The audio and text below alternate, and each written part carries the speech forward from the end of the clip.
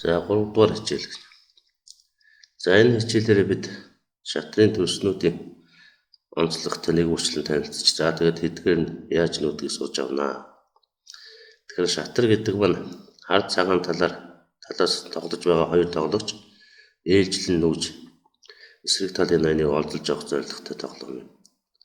Тэгэхээр нүүн гэдэг нь тодорхой зорилготойгоор аль нэг дүрсийг хөлгийн нэг буудлаас нөгөө буудлад зөөж тавих үйлдэл. Өөрөөр хэлбэл аливаа дүрсийн нэг буудлаас өөр буудлыг шилжих хөдөлгөөнийг нүүдэл гэж ойлгоно гэж.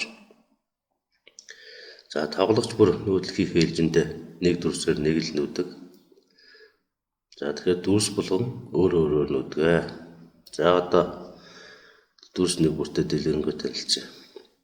Тэгэхээр дүрсүүдийн нүүдлийг ойлгоход хэлбэр байх үүднээс тэрэгнээс эхлэе. За тэрэг бол босоо болон хэвтэй шогмын дагуу бүх чиглэлд нүүдэг. Зурагт үзүүлсэн И4 буудал дээр байрласан тэрэг И шугам юм уу 4-р хэвтэй шугамын дагуу нүүж энэ дулаанаар тэмдэглэгдсэн буудлуудыг алинд нь ч нүүх боломжтой гэсэн үг байна. За жишээ нь энэ тэрэг 4-р шугамын дагуу нүүж E4 буудал дээр тийм ээ. За мөн энд F8 буудал дээр байгаа тэрэг F шугамын дагуу тийм ээ. Босоо шугамын дагуу нүүж F3 буудал дээр нүүж болно гэж ойлгох. За дараагийн дүрс тэмээ гэж. За тэмээ нь дашуу шугамын дагуу бүх чиглэлд нүүдэг. За жишээ нь зурагт үзүүлсэн D5 буудал дээр байрласан тэмээ. Энэ дулаанаар тэмдэглэсэн 13 буудлыг алинд нь ч буух боломжтой гэж. За тэмээний нэг онцлог гэдэг юм уу сул тал гэдэг юм уу тоглолт эхлэхэд цагаан буудал дээр өргөцсөн тэмээ зөвхөн цагаан буудлуудаар хар буудал дээр өргөцсөн тэмээ зөвхөн хар буудлуудаар нүүдгээ гэж. Тэгэхээр та бүхэн анзаарсан бол өмнөх хичээл дээр шатар өргөхөд нэг талын хоёр тэмээ нэг нь цагаан нөгөө нь хар буудал дээр өргөцсөн байсан тийм ээ. Тэгэхээр ямар буудал дээр өргөцснөөс нь хамаарч хар хөлийн тэмээ цагаан хөлийн тэмээ гэж нэрлэх ба. За тоглолт дуустал тухайн өнгийнхөө буудлуудаар нөх боломжтой гэсэн үг байна. За жишээ нь энд C1-ийн тэмээ C1-ээс H6 диагоналын дагуу нүүж G5 буудал дээр ирж байна тийм ээ. За F1 буудал дээр байрласан цагаан хөлийн тэмээ F1-ээс A6 диагоналын дагуу нүүж D3 буудал дээр ирэх гэх мэтчлэн нүүдэг байна. За бирс нь босоо хэвтэй дашуу шугамудаар альж чиглэлд нүнэ. Тэгэхээр бид тэрэг бол босоо хэвтэй шугамын дагуу тийм ээ. Тэмээ бол дашуу шугамаар нүүдэг гэж мэдэж авсан шүү дээ. Тэгтэл бирс энэ хоёрын нүүх чадварыг хоёуланг нийцэмсэн байна гэсэн үг байна гэж. За тийм ч учраас хамгийн хүчтэй бодон тооцогддог. За жишээ нь зурагт үзүүлсэн F3 буудал дээр байгаа бирс энэ дулаанаар тэмдэглэсэн 27 буудлын аль очих чадвартай байна. За F3-ын бирс дашуу шугамаар нүүж G2 буудал дээр. За эсвэл D8 дээр хар бирс хэвтэй шугамын дагуу нүүж G8 буудал дээр нүүсэн энэ жишээ харуулжээ. За ноён гэж. За ноён нь хэвтэй босоо болон дашин шугамын дагуу альж чиглэл тийм ээ. Гэхдээ зөвхөн нэг буудлаар нүүдэг. Өөрөөр хэлбэл бусад дүрснүүдэд адил буудал алгасаж нүүхгүй тийм ээ. Зөвхөн зэрэгэлдээ орших буудлууд дээр нүүх чадвартай байна гэж. За энд зурагт үзүүлсэн B7 дээр буудал дээр ноён улаанаар будагдсан зэрэгэлдэх буудлууд дээр нүүх чадвартай байна тийм ээ. За жишээ нь хэвтэй шугамаар C7 буудал дээр. За эсвэл тийм ээ дашуу шугамаар C6 буудал дээр гэх мэтчлэн ингээд өөрийгөө тоосон энэ 9 буудал дээр аль нэг дээр нөх боломжтой байна. За морь гэж. За морь нь хэвтэй эсвэл босоо шугамаар нэг буудал. За цааш хөргөлжлээд дашуу шугамаар давших чиглэлд нэг буудал нэ гэж. Өөрөөр хэлбэл ингэж өрөөлдөж нөх юм байна. Тэгэхээр E5 буудал дээр байгаа буюу тийм ээ хөлгийн төвд байрласан морь энд цэнхэр зураасаар үзүүлсний дагуу 8 янзаар нөх боломжтой байна гэж.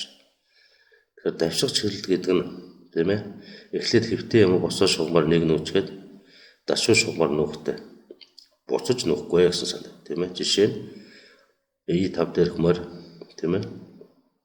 Босоо шугамын дагуу E4 буудал дээр ирээд цаашаа D3 юм уу F3 буудал дээр нүүх тийм ээ. D5 юм уу F5 буудал руу нүүхгүй гэсэн үг тийм ээ. За морь нь бусад бодыг бодвол хол нүүж чадахгүй сул талтай тийм ээ. Гэвч тэдгээрээс шалгах нэг давуу талтай. За энэ өөрийн болон эсрэг талын дүрснүүдийг давж нүүж болдог чадвартай. Тэгэхээр дээр үзүүлсэн бусад боднууд бол ийм чадвар байхгүй байх нэ гэж. За жишээ нь зураг дээр байгаа хоёр талын моринууд улаанаар тэмдэглэсэн буудлууд дээр нүүж чадна гэсэн үг байна тийм ээ. За цагааны морь G1 буудлаас F3 буудал дээр өөрийн хүнүүдэд шууд нүүж болж байна тийм ээ. За энэ мэтчлэн хүний өөрийн бүх төрш дээгүүр тийм ээ.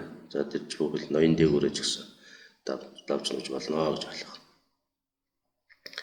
За хүүн зөвхөн босоо шугамын дагуу урагшаа нэг буудлууд. Тэгэхээр урагшаа гэхээр ойлгомжтой тийм ээ. Өөдөөс чинь хараад сууж байгаа өсөлт рүү чинь чиглэж нүүхнэ гэж. За харин зураг дээр бол энд үзүүлсэн удаан сумны дагуу цагаан тал нь дээшээ, хар тал нь доошоо чиглэлдүүлнэ гэж ойлгох. За хүүний нэг онцлог нь анхны байрал дээр байхдаа өөрөөр хэлбэл тоглолт эхэлснээс хойш байрнаасаа хөдлөөгүй үедээ хоёр буудал нүүж болдог. За харин байрнаасаа хөлдснөөс хойш зөвхөн нэг буудлаар нүүхнэ. За тэгэхээр энэ C2 буудал дээр хүү байрнаасаа хөдлөөгүй байгаад бол энэ улаанаар тэмдэглэсэн C3 эсвэл C4 буудлын адилхан тэмцэнэж болно гэж байна тийм ээ. За харин F3 буудал дээр хүү байрнаасаа хөдөлсөн байна тийм ээ. Тийм учраас зөвхөн урагшаа нэг буудал буюу F4 буудалд нүүж болно. За хүүний бусад дүрснээс шалгах нэг сул тал нь тийм ээ. Хизээч ухарч юм уу хэвтэж шугамын дагуу нүүхгүй байх нь тийм ээ. Зөвхөн босоо шугамын дагуу урагшаа нүүнэ гэсэн. Тэр бусад дүрснүүд бол бүх чиглэлд нүүж болно гэж ярьсан шүү дээ тийм ээ. За гэхдээ нэг гайхамшигтай давуу тал байдаг тухай өмнөх хичээл дээр бид дурдаад өнгөрсөн. Хүү явсаар эсрэг талын хамгийн арын хэвтэж шугамд 9 минут хүрч чадвал за өмнө дурдсан боднуудыг адилхан чухалж чадгаа гэж ярьсан. За жишээ нь зураг дээр цагааны F3 буудал дээр хүү тийм ээ. Явсаар за энд мэдээж харын нүүдлийг тооцсонгүй тийм ээ.